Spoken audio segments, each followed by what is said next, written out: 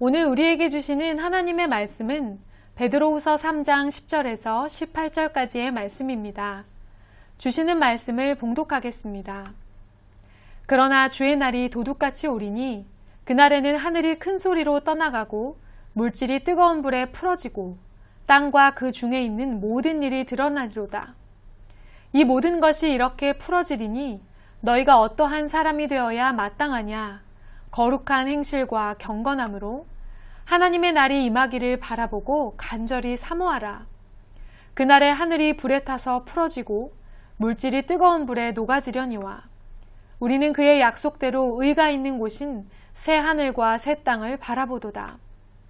그러므로 사랑하는 자들아, 너희가 이것을 바라보나니 주 앞에서 점도 없고 흠도 없이 평강 가운데서 나타나기를 힘쓰라. 또 우리 주의 오래 참으심이 구원이 될 줄로 여기라. 우리가 사랑하는 형제 바울도 그 받은 지혜대로 너희에게 이같이 썼고 또 그 모든 편지에도 이런 일에 관하여 말하였으되 그 중에 알기 어려운 것이 덜어 있으니 무식한 자들과 굳세지 못한 자들이 다른 성경과 같이 그것도 억지로 풀다가 스스로 멸망에 이르느니라.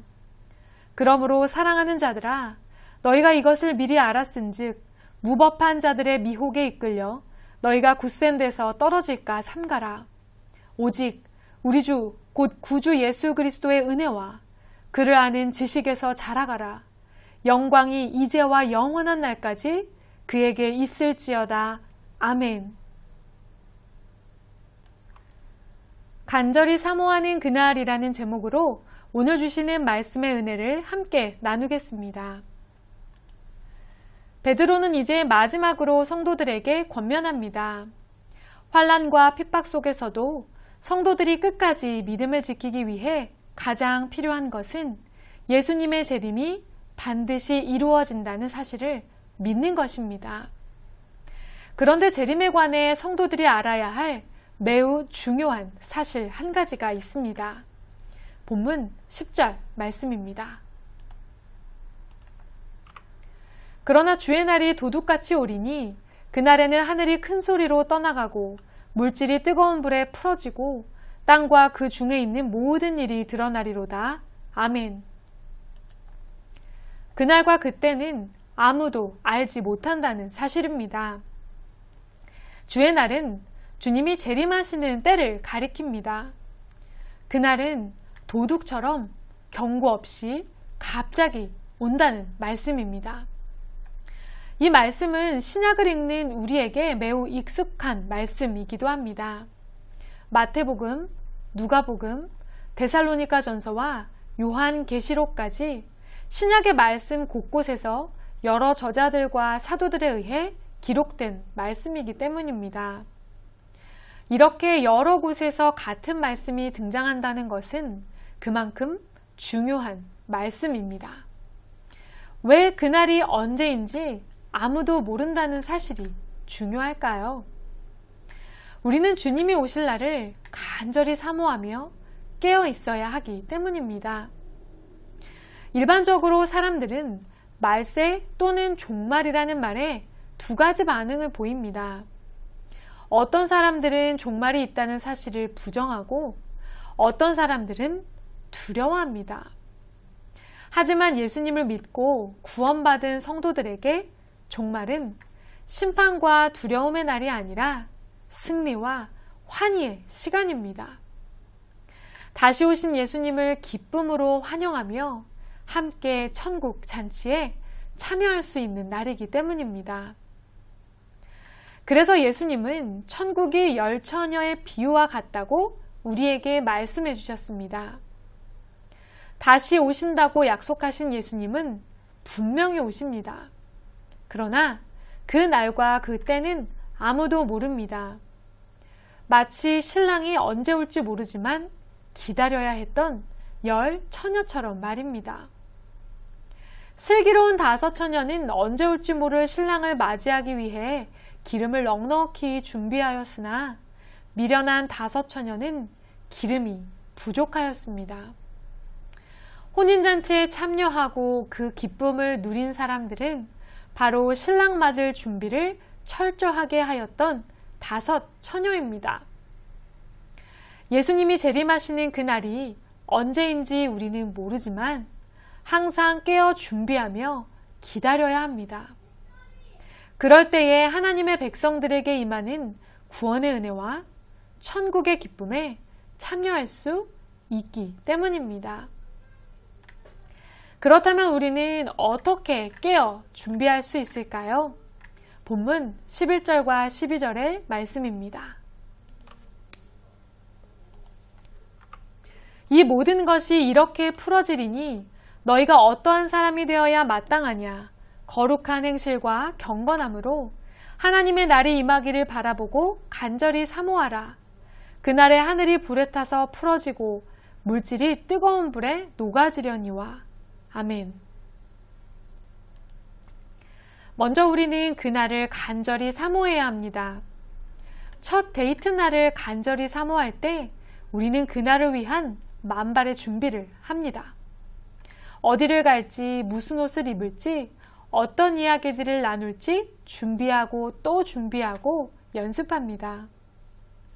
그리스도의 재림을 사모하면 우리는 예수님을 어떤 마음으로 어떤 상황에서 맞이할지, 또 그분께 어떤 말씀을 드릴지 준비하고 연습하게 됩니다. 그럴 때 우리는 우리의 삶을 거룩한 행실과 경건함으로 채워가게 됩니다. 끝이 있다고 할 때 우리는 삶의 자세가 흐트러지게 마련입니다. 쉬는 시간을 5분 남겼을 때부터 수업 시간에 집중하기 어려워지는 것처럼 말입니다. 잘못된 종말론을 믿었던 이단의 모습들이 바로 이랬습니다. 그러나 하나님께서 원하시는 종말에 임하는 우리의 삶의 자세는 마지막 순간까지 하나님 앞에서 경건하고 거룩하게 사는 것입니다. 모든 일을 주께 하듯 우리가 해야 할 일을 하고 우리의 사명을 감당하며 부르신 삶의 자리를 지키는 것입니다. 주님이 언제 재림하셔도 심판대 앞에 서서 칭찬받을 수 있는 삶을 살아가는 것입니다. 베드로는 이렇게 권면합니다. 그러므로 사랑하는 자들아, 너희가 이것을 바라보다니 주 앞에서 점도 없고 흠도 없이 평강 가운데서 나타나기를 힘쓰라. 아멘. 마지막에 가까울수록 우리를 미혹하는 자들은 더욱 기승을 부릴 것입니다. 믿는 자들을 유혹하고 구원으로부터 멀어지게 할 것입니다. 그래서 우리는 마지막 그날까지 더욱 말씀 안에서, 은혜 안에서 자라가야 합니다. 오직 우리 주, 곧 구주 예수 그리스도의 은혜와 그를 아는 지식에서 자라가라. 영광이 이제와 영원한 날까지 그에게 있을지어다. 아멘. 진리를 왜곡하는 세상 속에서, 가짜가 판을 치는 세상 속에서, 우리를 향한 미혹이 끊임없는 시대 속에서 우리는 더욱 말씀을 깨닫는 지혜를 가져야 합니다. 그리스도인은 마땅히 하나님의 말씀을 주야로 묵상하며 진리를 깨달아 분별하며 살아가야 합니다. 또한 우리는 예수 그리스도의 은혜 안에 거해야 합니다. 그리스도의 은혜는 바로 십자가 사랑입니다. 우리를 죽기까지 사랑하신 그 은혜 안에 머물며 십자가를 붙들고 흔들림 없는 믿음을 키워가야 합니다. 뿐만 아니라 우리가 또한 사명자가 되어 진리의 말씀을 더욱 전하고 가르치며 십자가의 은혜와 사랑을 증거하는 삶을 살아야 합니다. 준비된 사람은 결코 두렵지 않습니다. 마지막 날을 앞둔 우리도 하나님 앞에 준비되어 있을 때 결코 두렵지 않습니다. 오히려 다시 오실 주님을 기쁨으로 맞이하며 어린 양의 혼인잔치에 참여할 것입니다. 주의 날을 사모하십시오. 다시 오실 주님을 간절히 기다리시는 저와 여러분이 되기를 주님의 이름으로 축복합니다. 함께 기도하겠습니다. 그날과 그때는 아무도 모르지만 우리는 반드시 다시 오실 주님을 늘 깨어 기다리기 원합니다. 경건한 행실과 또 하나님이 기뻐하시는 거룩한 모습으로 부르신 삶의 자리를 성실하게 살아가며 복음을 증거하고 말씀을 연구하며 그리스도의 십자가의 사랑을 붙들고 살아가는 우리 모두가 되게 하여 주시옵소서. 마지막 그날에 하나님께 잘하였도다 칭찬받으며 함께 기쁨으로 예수 그리스도를 맞아들이는 우리의 삶이 되게 하여 주시옵소서. 예수님의 이름으로 기도드립니다. 아멘.